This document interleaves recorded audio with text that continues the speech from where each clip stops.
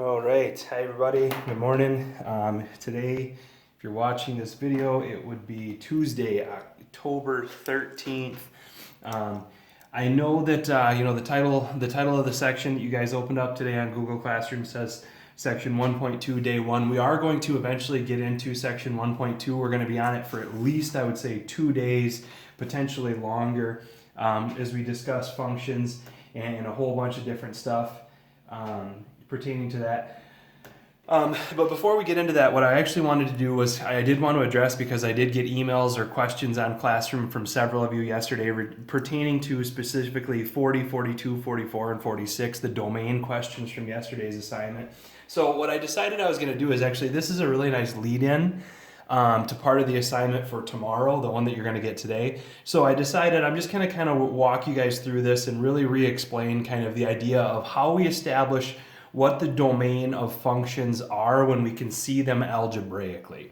Okay, so basically what we talked about yesterday was the fact that if you have an algebraic function, and that's what this is, like for instance, I want to start on number 42 because I think 42 and 46 are the most obvious ones. All you really have to do is you have to look at like this, the layout of the function itself. What kind of function, meaning what kind of equation is it? For 42, it's a square root function. So all you really have to ask yourself is, based on the symbols that are involved, what types of numbers are not acceptable within that symbol? So like here, within a square root symbol, what we always say is, the number that goes inside there has to be at least 0. It's got to be greater than or equal to 0, because you can't have negatives inside of a square root unless you're going to work with imaginary numbers. So the way that we find the domain here is we're talking about what x values are either acceptable or unacceptable. In this case, we're going to talk about the x values that are acceptable. I can plug anything into this square root as long as it is greater than or equal to 0, meaning if 6 minus x squared is what's in the root, then the value of 6 minus x squared must be 0 or positive, meaning greater than or equal to 0. So in the case of 42 and 44, when we list our domain, or when we talk about what our domain is or can be, we are listing the actual values that it can be. We're listing the acceptable values. So like if you go to solve this, obviously you would subtract 6 from both sides. You get negative x squared has to be greater than or equal to negative 6. Basically, divide by negative 1, you get, and I know I'm going to kind of bleed down into here, but that's okay, x squared has to be less than or equal to 6, because when you divide an inequality by a negative, you flip the symbol. So here's essentially what we get. We square root both sides, and we say our values of x have to be less than or equal to the square root of 6. Okay, so I mean, it kind of makes sense if you plug that in right here. Square root of 6, square root of 6, 6 minus 6 is 0. If we plug in numbers that would be technically smaller than this, the square root of 6 is somewhere around 2 point something. Okay, so if we plug in a number smaller than this, it's going to check out. Like for instance, if you plug in square root of 4, okay, so if you plug in square root of 4 for this, then obviously the square root of 4, when you square it, well actually anything I should say, any number smaller than 6 is acceptable because it's got the square root over it, but then this squared cancels it. So like even the square root of 5. Square root of 5 squared is 5. This becomes 6 minus 5, which is obviously 1, and you can have that in there. Here's what I'm guessing maybe we missed, okay? My guess is that when you guys listed your domain yesterday, you probably said this: my domain is all x values such that, or as long as, and you probably just listed this: x has to be less than or equal to the square root of 6. If that's what you put and that's what you submitted, don't worry about it, okay? Because you're half right there, and I wouldn't necessarily expect you guys to really probably recognize this. But here's what I want you guys to actually think about. I want you to think about negative numbers in here, and I want you to think about like this. If you plug in, for instance, the negative, how do I want to show this? Negative square root of, or I should say, the square root of, how do I want to do that? Square root of negative 1, okay? In this instance, you can actually plug that in here, Because if you plug that in, basically what ends up happening is the square root and the squared cancel. You're left with -1 on the inside there. And actually, hold on, the square root actually, or the squaring might actually make me wrong here. I was thinking that I had to do something just a little bit different, but I actually don't think I do. Yeah, we do. No, we don't. Hang on one second. I gotta pause this just for a second. All right, and I'm back. Okay, I had myself all tongue-tied there and flustered just a little bit.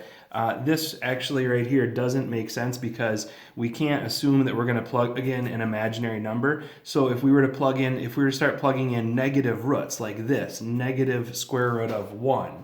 If you think about this, when you plug this back in right here for x and you square it, not only does the square root cancel, but negative times a negative is a positive. When you plug in the negative square root of 1 in for x over here, this actually becomes just 6 minus 1, which is 5.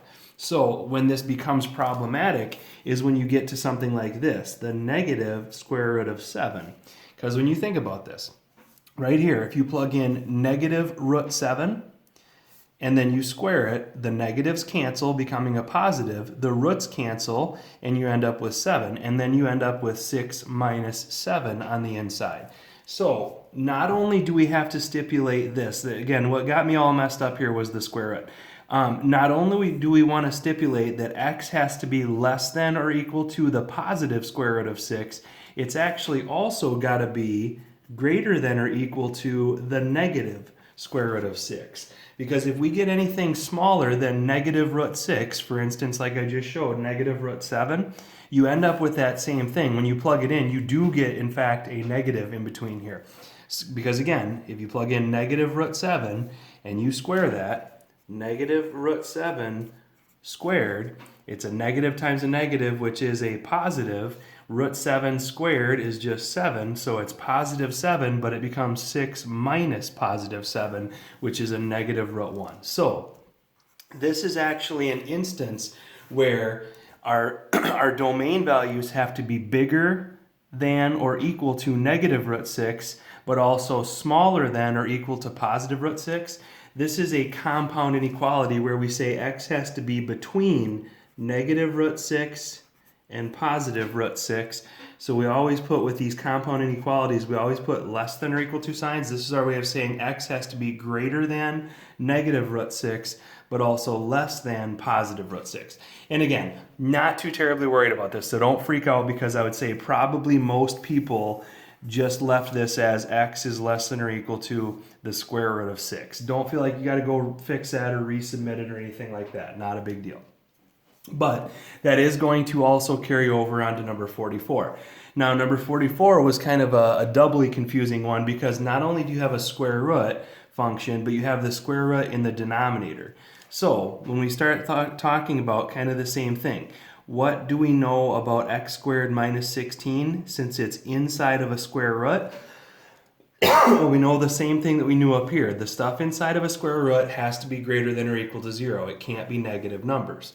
But the fact that this is on the bottom of a fraction also takes away the ability for it to be 0. So the only true difference between, the setup for number 42 and the setup for number 44 is on 44 we say the stuff inside the root there, x squared minus 16, has to actually be greater than 0. It can't actually be equal to 0. Okay? Because if it were equal to 0, the square root of 0 is 0, and then you have a 0 in the denominator.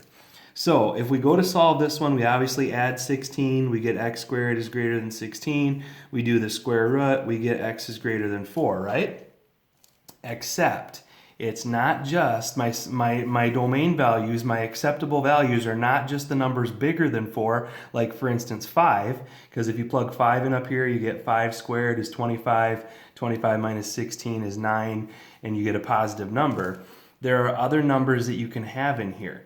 You can have values less than negative 4, because if you think about it, what's an integer less than negative 4? That would be negative 5. Negative 5 also works when you plug this in, because negative 5 squared is still positive 25.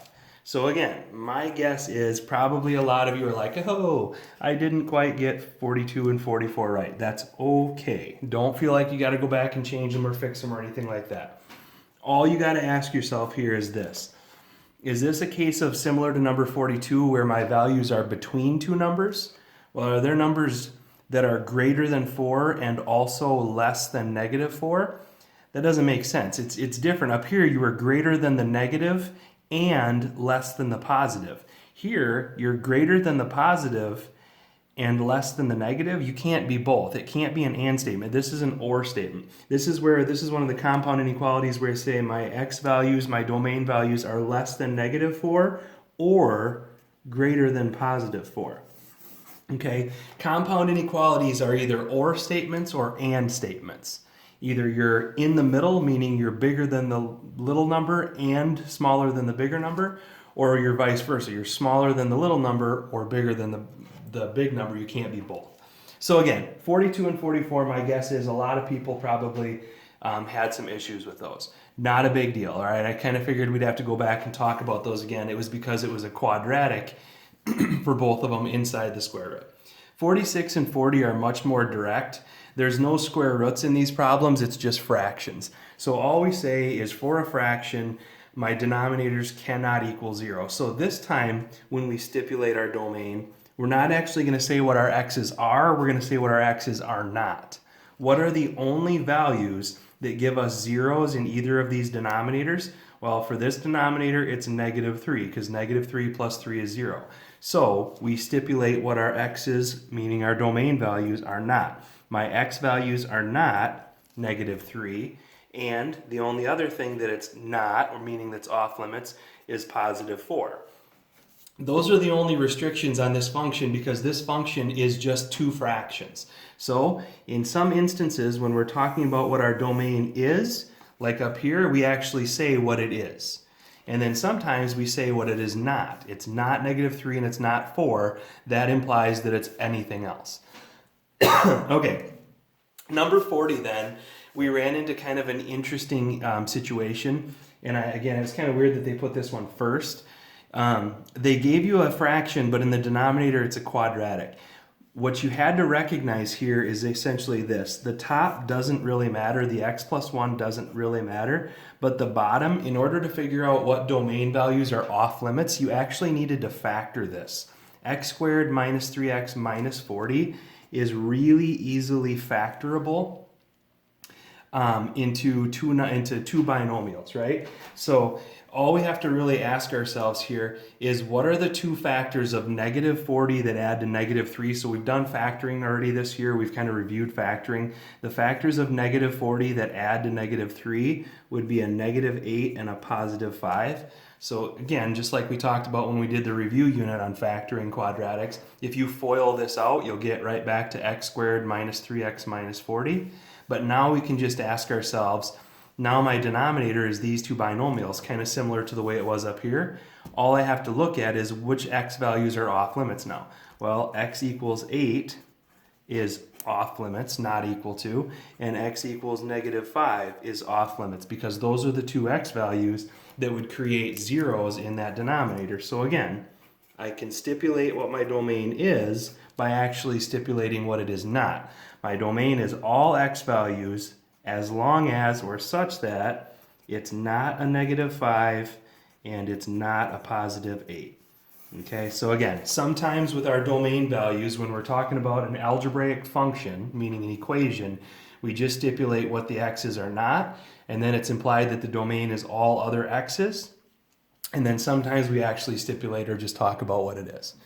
Okay, now we're going to move on from this, but we're still going to be talking about domain and range, but I think you'll like it a little bit better. And actually what I'm not going to have you guys doing today is I'm not going to have you taking notes for today or tomorrow, because what you're going to see here is this. It's a lot of graphing. So obviously when we talk about graphing, it's considerably harder to take actual notes.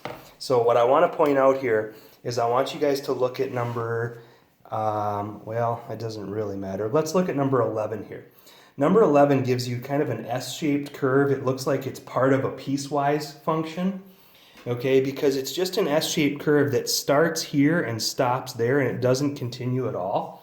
But if you'll notice here, the directions say the same thing. For part of it, it says use the graph of h to find the domain of the function, but also the range of the function. It's an altogether different process finding domain when you have a picture versus what you did yesterday, which is finding the domain of a function by really looking at the symbols in the function and asking yourself what's off limits. Okay, so all you have to do here is really think about the fact that like domain and range, domain are your x values, and your x values obviously represent the side-to-side nature of your graph, or what I oftentimes will say is the width of your graph. What is the actual width of my graph here? Well, you can kind of see. My graph goes from -4, this is the point -4, 2. That's the furthest point to the left on this graph. And this right here is the point +4, 3. So +4 is the furthest to the right this graph goes. All of these points are going to be, in terms of my x-axis here, all these points on this graph would be between -4 and +4. Sorry about that, I got excited. That's embarrassing. Reaching for my paper. Okay, here's how you would write the domain for number 11, okay? For number 11 on this one, we would simply say my domain is the x values, or all x values, but remember, the graph was between -4 and +4. So how do we write between as an inequality? We say my x values are between -4 and +4. They are greater than -4, but they are less than +4. Now the last thing worth mentioning here is this. I don't know how well you can see this, but this is an open dot right there at -4 and a closed dot at +4. So I need to close my dot at +4 with an equal sign. Okay? So again, that's how we're going to stipulate our domain when we can actually physically see it. It is the width of the graph. Okay? Now, your range values are your y values. So when we're talking about our possible y values, what we focus on is our furthest down spot, which is right here, and our furthest up spot, which is right there. This is the point left 2 down 1, so that has a y value of -1. This is the furthest up point, that's the point 2, 6, so its y value is 6.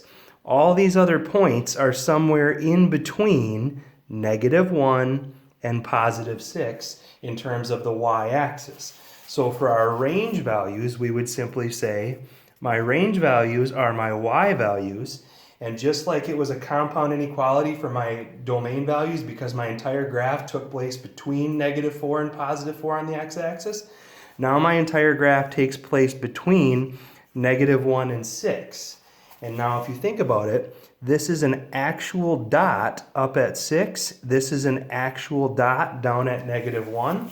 So I need to indicate that these are going to be actual dots. We say -1 is less than or equal to y, which is less than or equal to 6. So this is our way of saying our y values are between -1 and 6, and we include them, okay?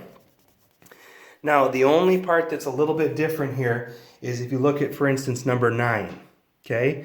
Number 9 is a little bit different because if you think about your range values, your lowest point on this graph is right there at 0, 2.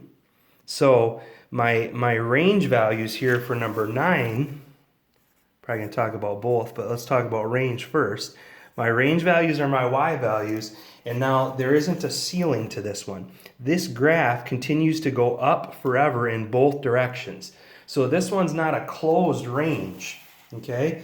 Our range here, we're going to say my y values, my lowest one is +2, and all other ones are above it. So I'd say my y values are greater than or equal to +2 because 2 is my low point, but there is no high point on my graph here, okay? So there is no high point on this graph like there was a high point on number 11.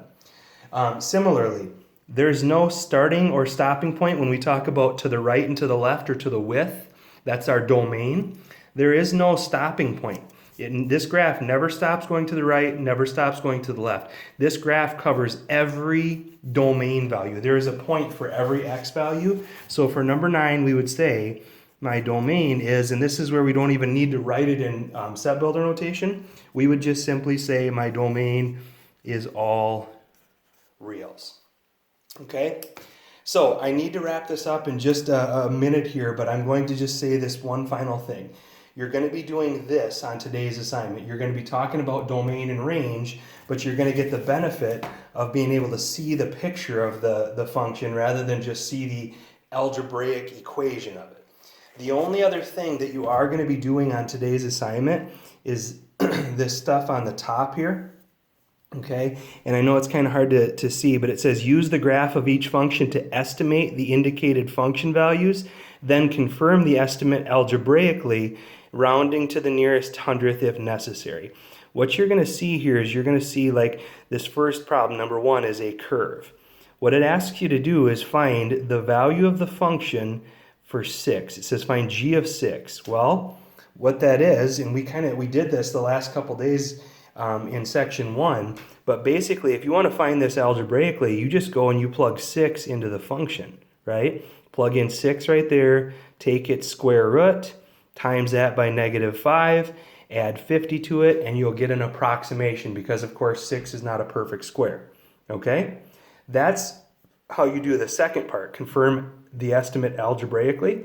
The first part where it says use the graph of the function to estimate it, that's when you just go to 6 on your graph. So this is going by 4. So here's 4, here's 6.